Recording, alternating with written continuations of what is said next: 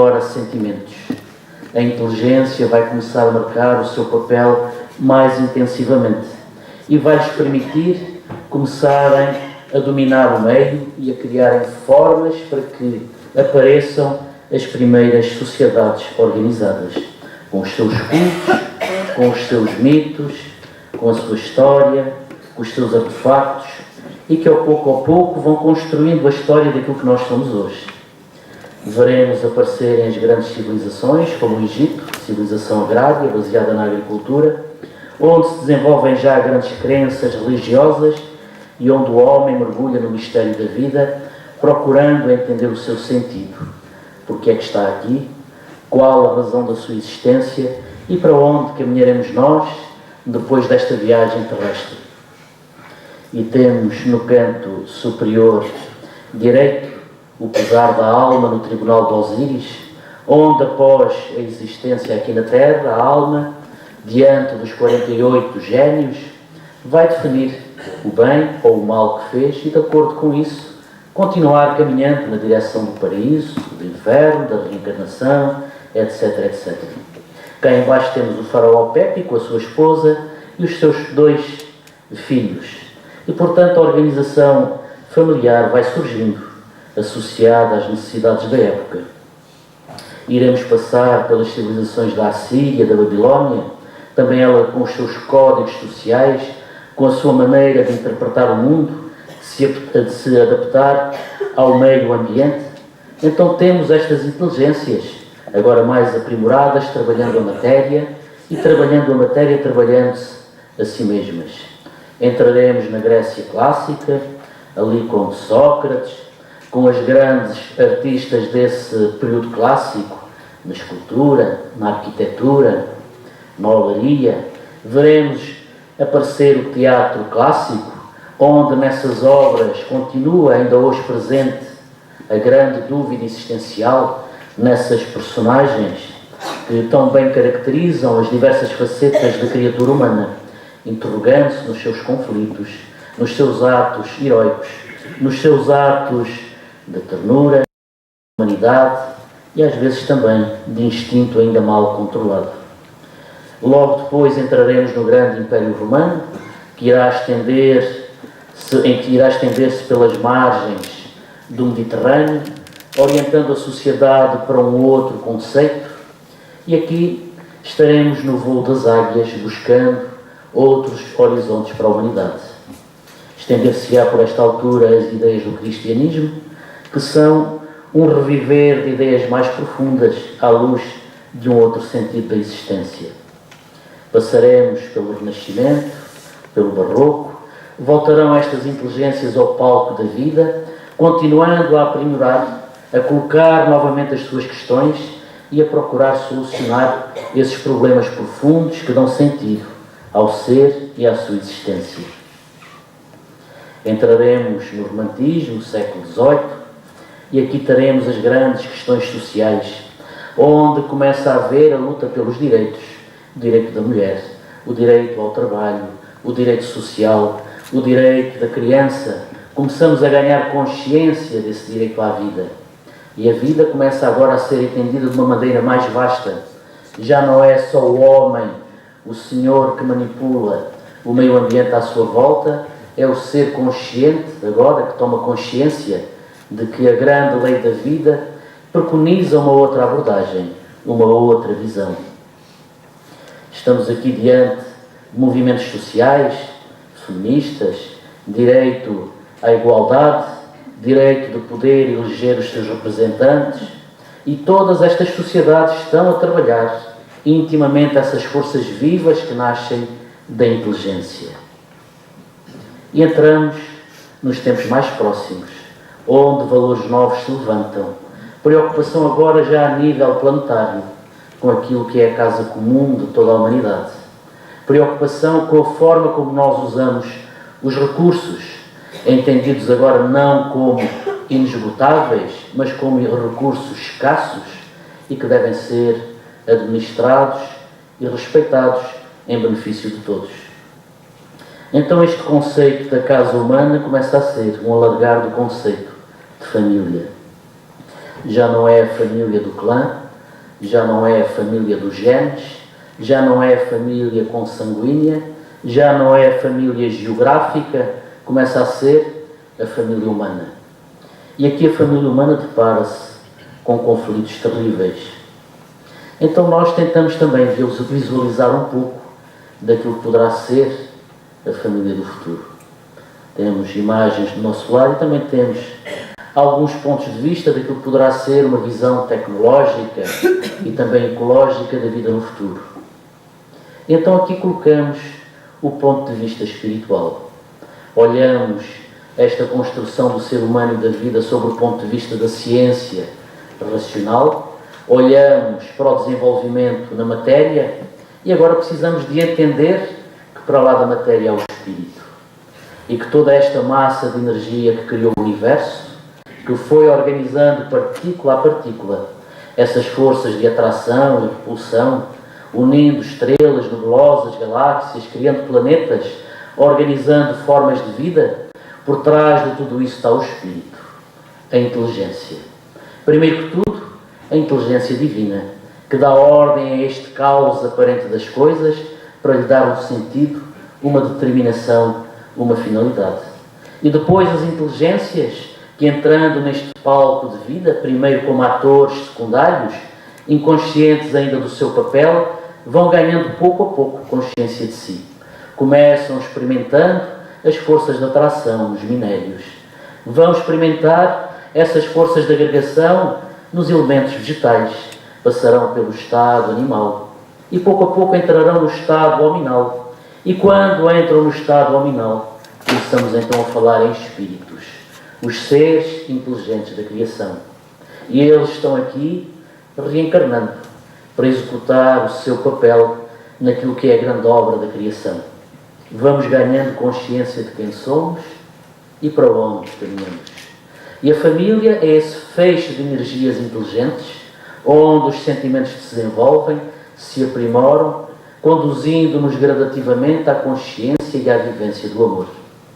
Então esses feixes de energia convergindo na família trazem muitas vezes experiências, trazem muitas vezes sensações, sentimentos diversos. Todas elas em algum ponto se cruzaram, umas em campos de batalha terríveis, em ódios, em dissensões, outras encontrando-se e reencontrando-se em ideais nobres de construção humana e social. Então esses feixes de energia vão sendo trabalhados nestes núcleos familiares.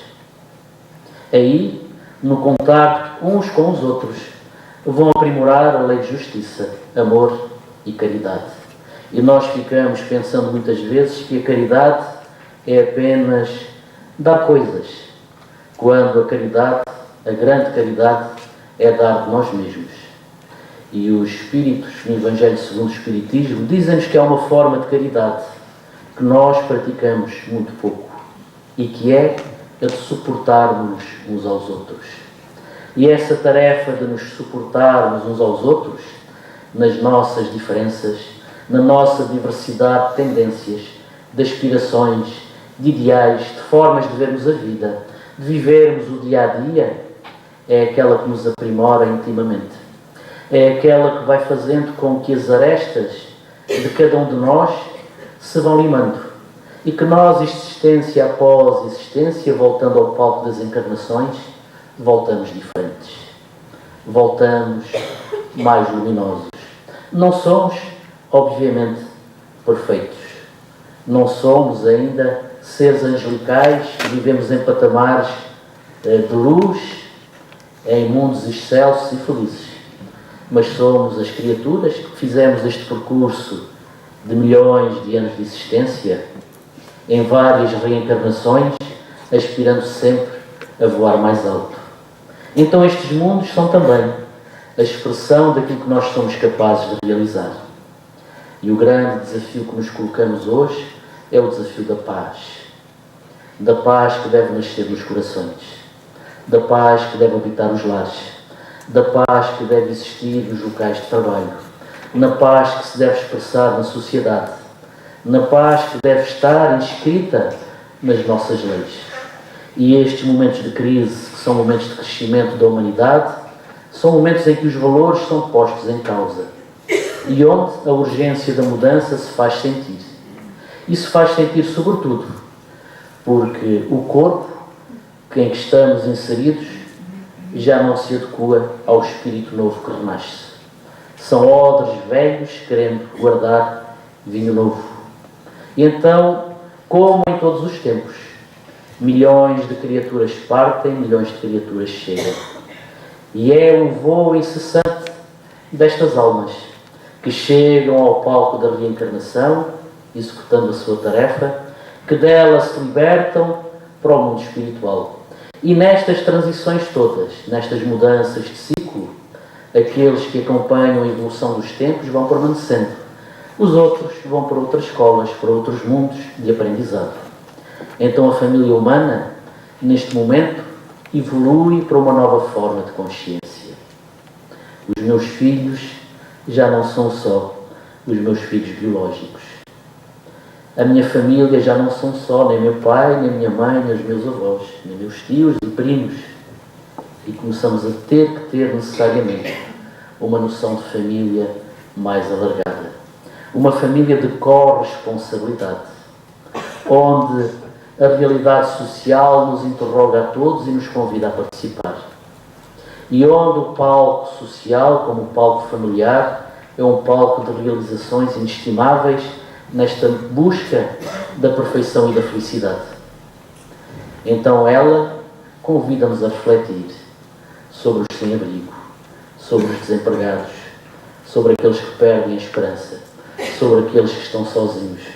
E chegamos à conclusão de que a grande infelicidade da humanidade não é a falta de recursos materiais, é a falta de amor entre os corações, é a falta de solidariedade, é o abandono a que nos deixamos uns aos outros e que leva a que os nossos idosos morram sozinhos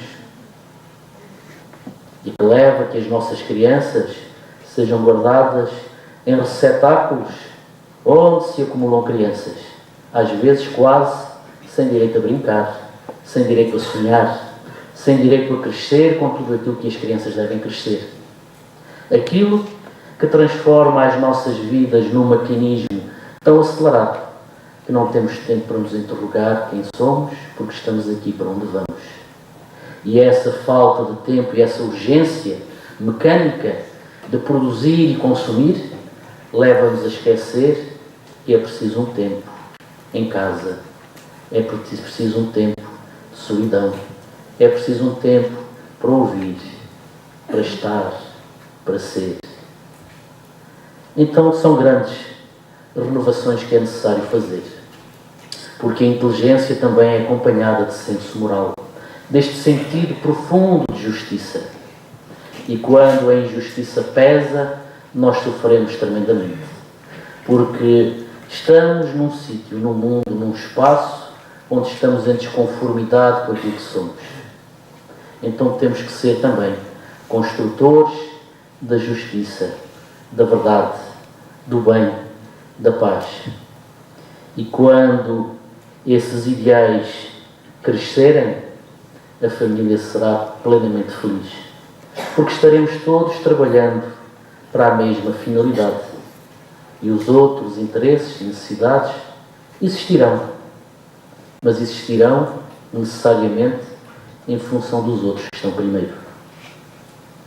Então caminhamos para essa família cósmica, para esse espaço que já não é só a Terra, mas que é todo o infinito, onde as almas se reencontram, trabalham juntas na construção de novos mundos.